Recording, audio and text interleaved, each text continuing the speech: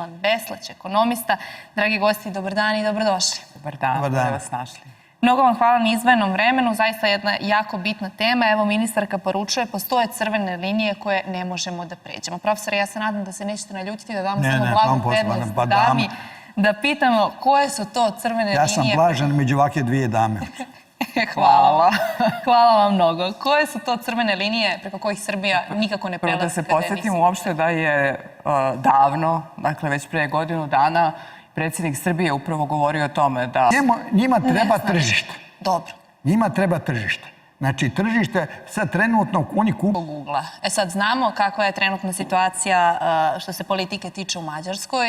Eto, nije još možda preuzeo ulogu, ali budući premijer je Petar Mađar, izabran na izborima. Sad, hoće li se i politika prema naftnoj industriji Srbije i politika prema svim tim pregovorima promeniti?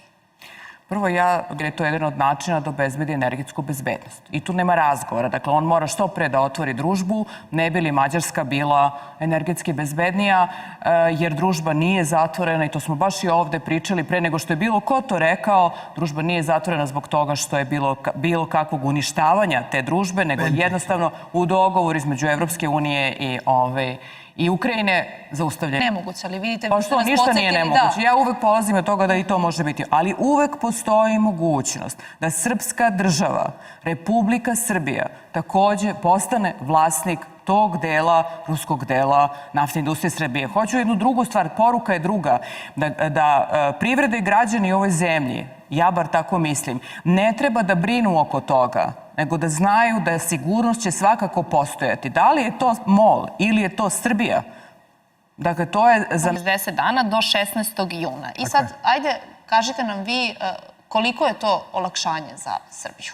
Prvo je olakšanje da naftna industrija su Rusije i Mađarske, odnosno MOL-a i Gazpromnjefta. Je li to dovoljan vremenski period? Eto i to da vas tog juna. Koliko nam to daje prostora za nekim dugoročnim planiranjem? Dakle, imali smo, ne znam, mislim da je na početku takođe bilo nešto oko... Gubicima je, a ona pre svih ovih sankcija američkih nije bilo u gubicima, naprotiv, dakle, pozitivno je poslovala.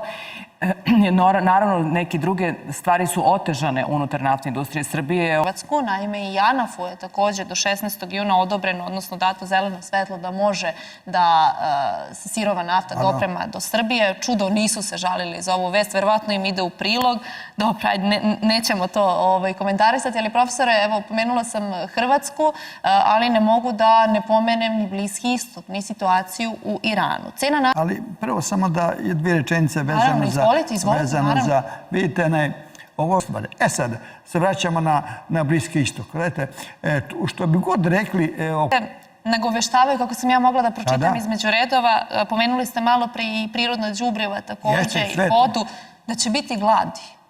Pa tako je. I tečnog naftnog gasa, nego je pitanje količina, dostupno. Recimo, Katar je rekao 3. Dakle, Katar je za tečni naftni gas rekao 3 godine. I sada u toj situaciji kad to prenesemo na Evropsku uniju, koja je energetski zavisna, dakle, od nafte i gasa i nema dovoljne količine, ona mora sesti da razgovara s Ruskom federacijom, jer trećeg izvora nema. Dakle, ne može da ga napravi drugačije.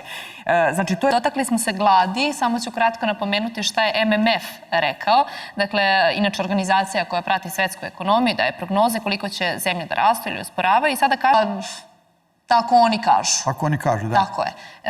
Sad, jel to, ne daj Bože, možemo negde da smatramo i novom normalnošću?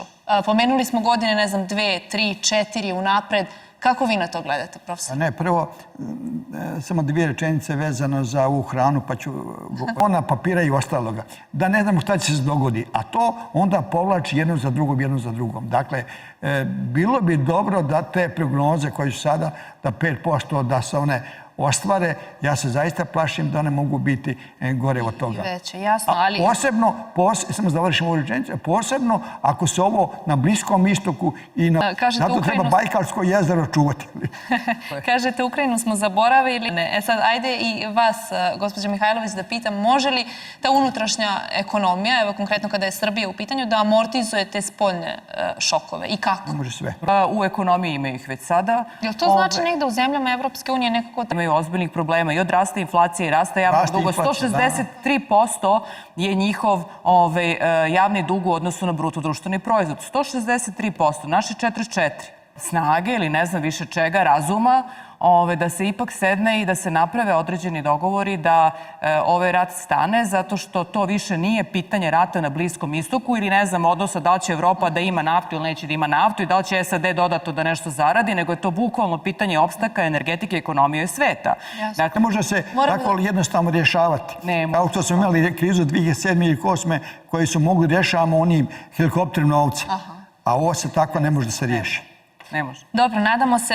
Da će nafte, pazite, mi ANAF-om, dakle, do Omišlja dolaze raznorazni tankeri. Dakle, mi tu možemo da nabavimo naftu koju god hoćemo. Kao što je od onog trenutka kada je zabranjena bila ruska nafta, mi smo krenuli da nabavljamo sve druge vrste nafte. Tako će i tu dolaziti ANAF-om, prerađivaće se. Sve što može država u tom smislu da uradi, uradit će. Znate šta, važna je i organizovanost, ni funkcionisala, ni radila da se upravo Vučićeva vlada, ja se toga jako dobro sećam, nije vodila razgovor s Rusima, ona je bila pred zatvaranjem. Suštinski je bila maltene pred zatvaranjem. Hvala mnogo.